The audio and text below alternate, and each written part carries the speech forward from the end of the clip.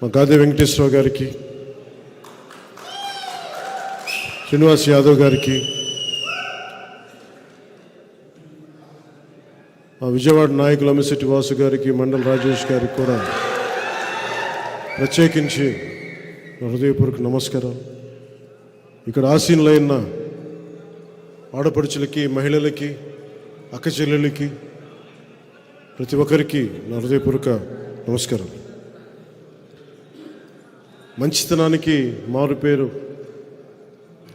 నిజాయితీకి నిలువెత్తు పేరైన జగన్మోహన్ రెడ్డి గారి ఆధ్వర్యంలో నడుస్తున్న రాష్ట్ర ప్రభుత్వం వారి బాధనే వర్ణనాతీతం. చాలా బాధపడుతూ ఉన్నారు. ఆయన అందరూ ఇబ్బంది పెట్టేస్తున్నట్టు, ఆయన ఒక అర్జునుడిలాగా, మేమందరం కౌరవుల్లాగా,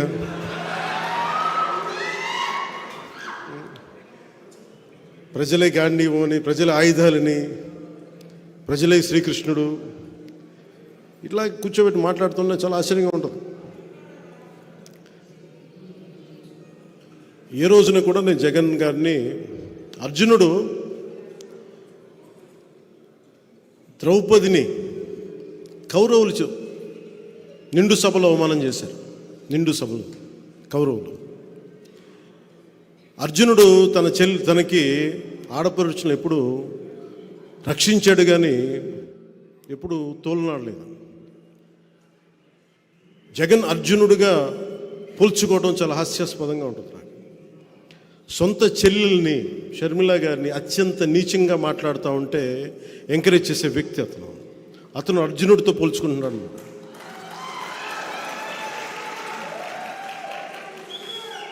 అసలు ఆలోచించుకోవాలి మాట్లాడబోయే ముందు. పాపం సొంత చెల్లెలు గౌరవం ఇవ్వని వ్యక్తి ఈ రాష్ట్ర ముఖ్యమంత్రి. సొంత చెల్లెలు, తోబుట్టు, సొంత చిన్నాయిన్ని నిర్దాక్షిణ్యంగా చంపేశారు. వాళ్ళని వెనకేసుకొచ్చే వ్యక్తి. వివేకానంద రెడ్డి గారి కూతురు సునీత గారు, నాకు రక్షణ లేదు, చంపేస్తానని ఫోన్లు వస్తున్నాయని ఆవిడ చెప్తా ఉంటే ఇలాంటి వ్యక్తి అర్జునుడితో పోల్చుకుంటా ఉన్నాడు.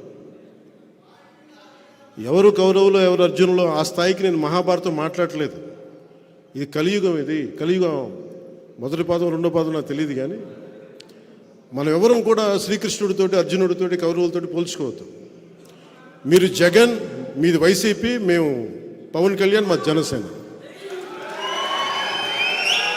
ఎవరు మంచివాళ్ళు, ఎవరు నిలబడేవాళ్ళు, ఎవరు ప్రజలకు అండగా ఉండేవాళ్ళు, ఎవరు దోపిడీ చేసేవాళ్ళు ప్రజలకి బాగా తెలుసు. ప్రజలు నిర్ణయిస్తారు. స్వాగతం చెప్పుకోవాల్సిన అవసరం లేదు. నేను ఇన్ని రోజులు కూడా ఏ రోజున కూడా ఆయన తగ్గించి ఎప్పుడు మాట్లాడు. సొంత చెల్లికి గౌరవం అనేవాడు మన ఇంట్లో ఆడపడుచులకి, మన తల్లికి, మన ఇంట్లో ఆడపడుచులకి గౌరవిస్తాడని నేను అనుకోను, ఆశించను కూడా. ఇందాక పెద్దలు బాలశౌరి గారు చెప్తూ ఇంత వ్యక్తిగతంగా దిగజారిపోయే తిట్లు ఇన్ని ప్రభుత్వాలు వచ్చినాయి.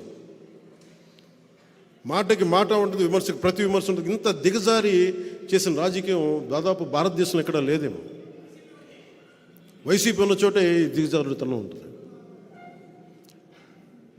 ఇది మారి నన్ను ఎన్నిసార్లు తిట్టినా, వ్యక్తిగతంగా ఎన్ని రకాలుగా మాట్లాడినా, ఎందుకు బాధ్యతతో ఉంటానంటే వచ్చే తరానికి ఎంతో కొంత విలువలతో కూడిన రాజకీయం చూపించడానికి. నేను మాట్లాడితే పవర్ స్టార్ అంటే పవర్ లేని వాడికి పవర్ స్టార్ బిరుదు ఎందుకు అంటే అలాగే నేను సినిమాల్లోనే పవర్ స్టార్ అనే పదం వాడిన. ఎప్పుడు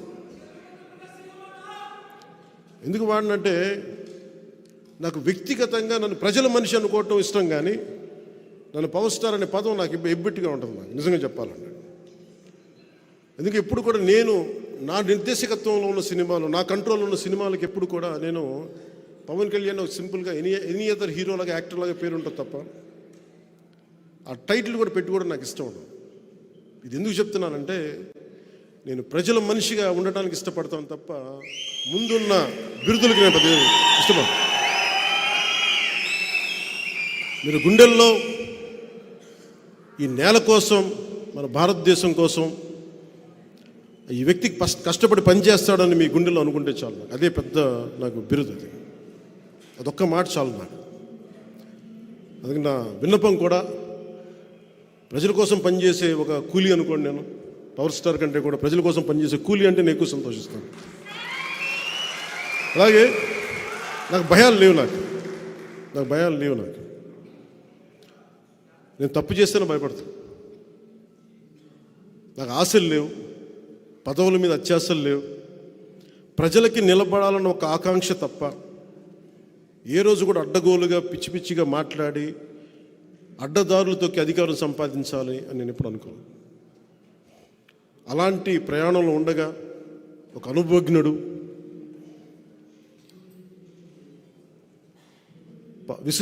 విశిష్టమైన అనుభవంతో పార్లమెంటేరియన్గా ఉంటూ ఆయన ఈ రోజున జనసేన పార్టీలో జాయిన్ అవ్వడం నిజంగా బాలశౌరి గారు మనస్ఫూర్తిగా నాకు నా కృతజ్ఞతలు తెలియజేసుకుంటా ఉన్నాను. ఆయనతోటి అనేక సందర్భాల్లో చాలా గంటలు గడిపాను. చాలా గంటలు గడుపుతున్నప్పుడు ఆయన ఒక పోలవరం ప్రాజెక్టు మీద కానీ, ఆంధ్రప్రదేశ్కి రావాల్సిన నిధులు కానీ, ప్రాజెక్ట్స్ కానీ ఆయన విజన్ చాలా అద్భుతంగా అనిపించింది నాకు. ఇలాంటి వ్యక్తి బలంగా ఇంకొకసారి జనసేన తరపు నుంచి పార్లమెంట్కి అడుగు పెట్టాలని నేను కూడా అందరిలాగా అనుకుంటా ఉన్నాను. వారికి మనందరం సంపూర్ణమైన మద్దతు ఇచ్చేలాగా అందరం ముందడుగేస్తాం. జగన్ గారు మాట్లాడితే సిద్ధం సిద్ధం సిద్ధం అని చెప్తా ఉన్నారు ఆయన. ఇది నేను మొన్న రెండు సందర్భాలు చెప్పి ముగిస్తాను. ఒకటి, సిద్ధం సిద్ధం అని చెప్పి ఊరంతా రాష్ట్రం అంతా పోస్టర్లు. దేనికి సిద్ధం? సిపిఎస్ దేనికి? ఇందాక బాలశౌరి గారు మాట్లాడుతూ ఉంటే నేను అబద్ధమే చెప్పనన్నారు ఆయన. చెప్పేదే అబద్ధాలైనా. అంటే నేను రాగానే సిపిఎస్ రద్దు చేస్తానని చెప్పాడు. అలాగే టీచర్ల పోస్టుల దగ్గర నుంచి డిఎస్సి అన్ని నోటిఫికేషన్స్ ఇస్తానని చెప్పారు. అది చేయలే. అలాగే మద్యపానాన్ని నిషేధిస్తామని చెప్పారు ఆయన. అవన్నీ మర్చిపోయాను కన్వీనియంట్గా. ఇలా చెప్పుకుంటూ వెళ్తే అంతు లేదు అబద్ధాల లిస్టుకి. జగన్ గారు మీరు బాధపడకండి, మేము వస్తున్నాం. ఎన్నికల రంగంలోకి అడుగు పెడుతున్నాం. మేము మౌనంగా ఉన్నామని చెప్పి ఏం ఆలోచించట్లేదు అనుకోకండి. వస్తాం, ఎన్నికల రంగంలోకి వస్తున్నాం. ప్రతిరోజు సభ పెడతాం, మిమ్మల్ని ఎండగడతాం. మాటకి మాట కాదు, పాకిస్తాం మాటలతోటి. మాటలు కత్తుల్లా వస్తాయి, మీకు ఇబ్బంది పెడతాయి. భయపడకండి. మీరు లక్షల మందితో సభలు పెట్టుకోండి. స్కూల్ పిల్లలకి ఇంటర్మీడియట్ ఎగ్జామ్స్ రద్దు చేసి మరి మీరు సభలు నడుపుకోండి. అన్నిటికీ బదులు చెల్లించాల్సిన సమయం వస్తుంది. ప్రతిదీ నేను చాలా అత్యంత అరుదుగా కానీ నిర్ణయించుకోండి. ఒక నిర్ణయం తీసుకునేటప్పుడు చావో రేవోనో పెట్టి నిర్ణయం తీసుకుంటాను. 2014లో పార్టీ పెట్టేటప్పుడు ఈరోజు ఉంటే ఉంటాం, పోతే పోతాం, కానీ ఒక సత్యాన్ని ఆవిష్కరింపజేసి చచ్చిపోవాలని నిర్ణయించుకున్నాను.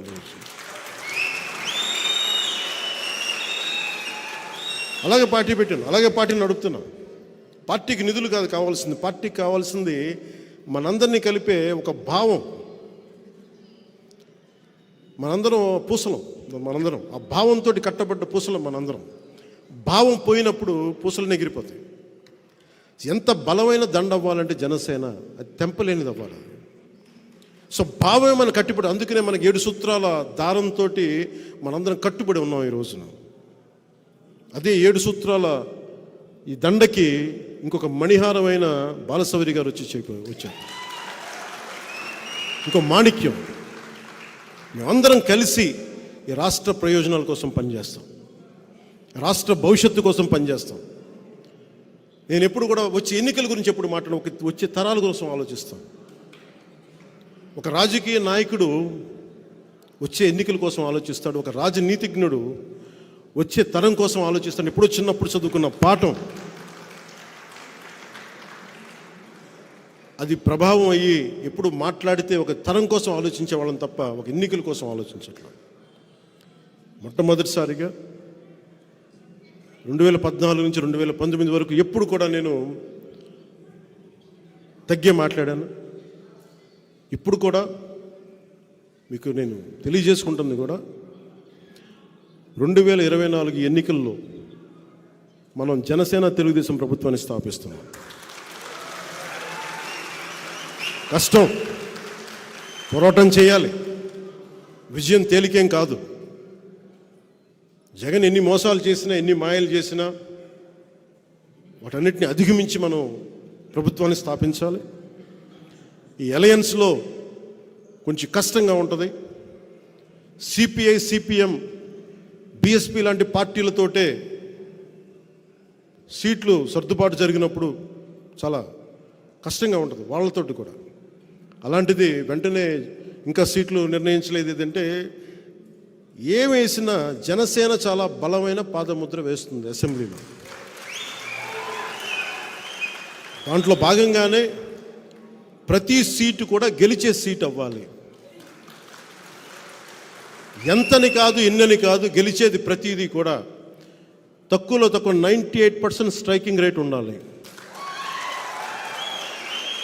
దాంట్లో దిశగా కసరత్తు చేస్తూ ఉన్నాం.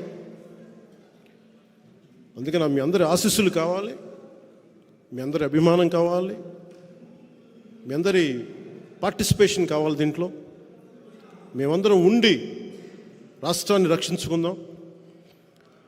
జగన్ అనే ఒక దుర్మార్గపు పాలన నుంచి రాష్ట్రాన్ని సంరక్షించుకోకపోతే ఎన్నికల్లో ఇంకా మనం ఊహించలేము. 5 సంవత్సరాల్లో ఇంత దౌర్భాగ్యపు స్థితికి వెళ్ళిపోయినప్పుడు ఇంకొకసారి వస్తే ఏం జరుగుతుందో మీరు అందరూ ఆలోచించండి.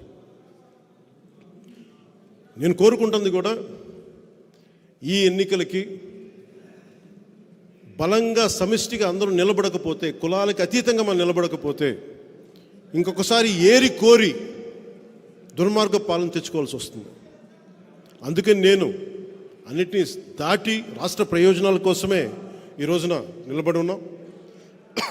ఆ దిశగానే ఎలాంటి నాయకులు వచ్చినా కానీ అందరిని ఒకటే కోరుకుంటాం, ఈ ఎన్నికలకి మద్దతుగా నిలబడండి, కలిసి ప్రయాణం చేద్దాం. భవిష్యత్తులో అందరం కలిసి రాష్ట్రాన్ని నిర్మించుకుందాం. దీంట్లో భాగంగా పడ్డ ప్రతి కష్టానికి గుర్తింపు వచ్చేలాగా, అందరికీ పదవులు వచ్చేలాగా, అది చిన్నపాటి ఒక వార్డు మెంబర్ స్థాయి నుంచి రాజ్యసభ దాకా అందరికీ దాన్ని దృష్టిలో పెట్టుకొని దాన్ని ముందుకు తీసుకెళ్తాం. ఎవరిని మర్చిపోం, ఎవరిని వదలం. అందుకని దీన్ని దృష్టిలో పెట్టుకుని అందరూ మీ ఆశీస్సులు కావాలి మనస్ఫూర్తిగా కోరుకుంటూ, ఈ అరుదైన అవకాశాన్ని ఇచ్చిన మీ అందరితో ఇంటరాక్ట్ అరుదైన అవకాశాన్ని ఇచ్చిన అందరికీ కూడా, పెద్ద ర్యాలీ చేసుకుంటూ వచ్చారు బయట ఉన్న విశేషమైన అభిమానులందరికీ, జనసేన మద్దతుదారులందరికీ ప్రత్యేకించి నా హృదయపూర్వక ధన్యవాదాలు. అలాగే పెద్దలు బాలశౌరి గారికి, వారి అబ్బాయి అనుదీప్ గారికి, ఇక్కడికి వచ్చిన విశిష్ట అతిథులందరికీ, జనసేన నాయకులందరికీ, ఆడపడుచులకి, మహిళలకి, అక్క చెల్లెలందరికీ, ప్రతి ఒక్కరికి ధన్యవాదాలు తెలుపు.